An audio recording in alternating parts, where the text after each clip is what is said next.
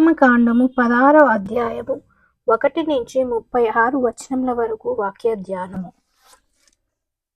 తర్వాత ఇశ్రాయేళ్ల సమాజమంతయును ఎలీము నుండి ప్రయాణమైపోయి వారు ఐగుప్తు దేశంలో నుండి బయలుదేరిన 2వ నెల 15వ దినమున ఎలీమునకును సినాయికిని మధ్యనున్న సీను అరణ్యమునకు వచ్చిరి. ఆ అరణ్యములో ఇశ్రాయేలుల సమాజమంతయు మోషే ఆరోనుల మీద సనిగెను. ఇశ్రాయేలు మేము మాంసం వండుకొని కుండల యొద్ద కూర్చుండి తృప్తిగా ఆహారము తినునప్పుడు యెహోవా చేతి వలన ఎలా చావకపోతిమి? ఈ సర్వ సమాజమును ఆకలి చేత చంపుటకు ఈ అరణ్యములోనికి మమ్మును అక్కడ నుండి తోడుకొని వచ్చితిరని వారితో అనగా, యెహోవా మోషేను చూచి, ఇదిగో నేను ఆకాశము నుండి మీ కొరకు ఆహారమును కురిపించెదను. వారు నా ధర్మశాస్త్రమును అనుసరించి నడుతురో లేదో అని నేను వారిని పరీక్షించున్నట్లు ఈ ప్రజలు వెళ్ళి ఏనాటి బత్తెము ఆనాడే కూర్చుకొనవలెను. మరియు 6వ దినమున వారు తెచ్చుకొనిన దానిని సిద్ధపరచుకొనవలెను. వారు దినదినమున కూర్చుకున్న దానికంటే అది రెండంతులై ఉండవలెనెను. అప్పుడు మోషే ఆరోనులను ఇశ్రాయేలులందరితో, యెహోవా ఐగుప్తు దేశములో నుండి మిమ్మును బయటికి రప్పించెనని సాయంకాలమందు మీకు తెలియబడును. యెహోవా మీద మీరు సనిగిన సనుగులను ఆయన వినుచున్నాడు. ఉదయమున మీరు యెహోవా మహిమను చూచెదరు. మేము ఏ పాటి వారము? మా మీద సనుగనేల అనిరి. మరియు మోషే, మీరు తినుటకై సాయంకాలమున మాంసమును ఉదయమున చాలినంత ఆహారమును యెహోవా మీకియ్యగాను మీరు ఆయన మీద మీ సనుగులను యెహోవాయే వినుచుండగాను మేము ఏ పాటి వారము? మీ సనుగుట యెహోవా మీదనే గాని మా మీద కాదనెను. అంతటా మోషే ఆరోనులతో, యెహోవా సన్నిధికి సమీపించుడి, ఆయన మీ సనుగులను వినెనని నీవు ఇశ్రాయేలుల సర్వ సమాజముతో చెప్పుమనెను. అట్లు ఆరోను ఇశ్రాయేలుల సర్వ సమాజములతో మాట్లాడుచుండగా వారు అరణ్యము వైపు చూచిరి. అప్పుడు యెహోవా మహిమ ఆ మేఘములో వారికి కనబడెను. అప్పుడు యెహోవా మోషేతో ఇట్లనెను, నేను ఇశ్రాయేలుల సనుగులను వింటిని. నీవు సాయంకాలమున మీరు మాంసము తిందురు, ఉదయమున ఆహారము చేత తృప్తి పొందుదురు. అప్పుడు మీ దేవుడైన యెహోవాను నేనే అని మీరు తెలుసుకొందురని వారితో చెప్పుమనెను. కాగా సాయంకాలమున పూరేడులు వచ్చి వారి పళ్ళెములో కప్పెను. ఉదయమున మంచు వారి పళ్ళెము చుట్టూ పడియుండెను. పడిన ఆ మంచు ఇగిరిపోయెను. తర్వాత నుగు మంచు వలె సన్నని కణములు అరణ్యపు భూమి మీద కనబడెను. ఇశ్రాయేలు దాన్ని చూచినప్పుడు అది ఏమైనది తెలియక ఇదేమి అని ఒకరితో ఒకరు చెప్పుకొనిరి. మోషే, ఇది తినుటకు యెహోవా మీకిచ్చెనని ఇచ్చిన ఆహారము. యెహోవా ఆజ్ఞాపించినదేమనగా, ప్రతివాడును తన వారి భోజనమునకు ప్రతివాడు తన కుటుంబములోని తలకు ఒక్కొక్క ఒమ్మేరు చొప్పున దాన్ని కూర్చుకొనవలెను.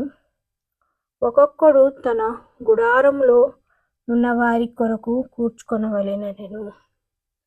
ఇశ్రాయేలు అట్లు చేయగా కొందరు హెచ్చుగాను కొందరు తక్కువగాను కూర్చుకొనిరి.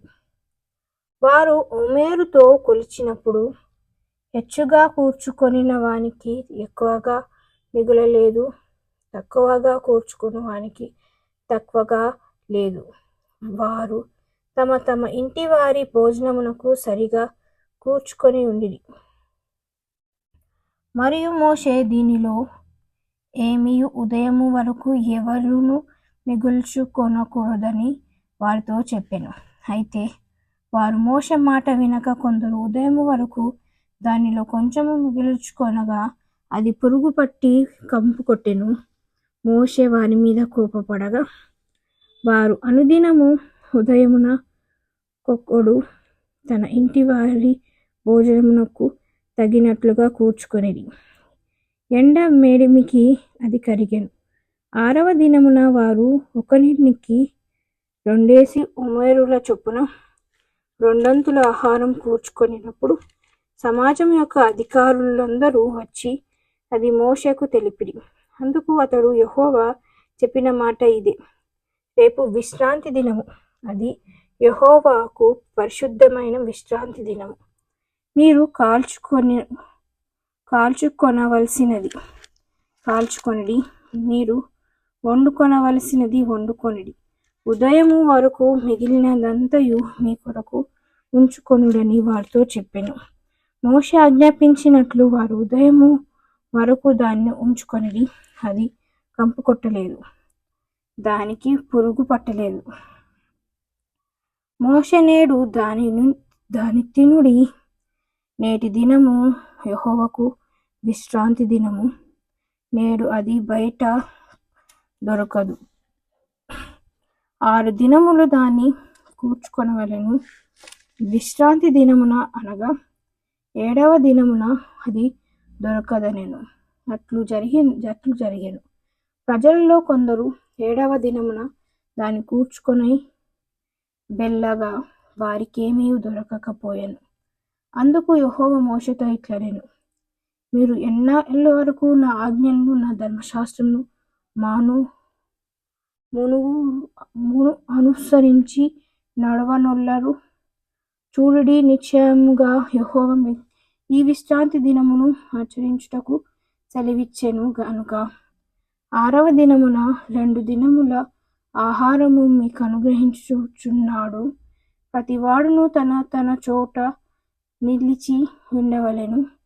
7వ దినమున ఎవడును తన చోట నుండి బయలు వెళ్ళకూడదనెను. కాబట్టి 7వ దినమున ప్రజలు విశ్రమించిరి. ఇశ్రాయేలు దానికి మన్నా అని పేరు పెట్టిరి. అది తెల్లని కొత్త మెరగింజవలె నుండెను. దాని రుచి తేనెతో కలిపిన అపుపము వలె నుండెను.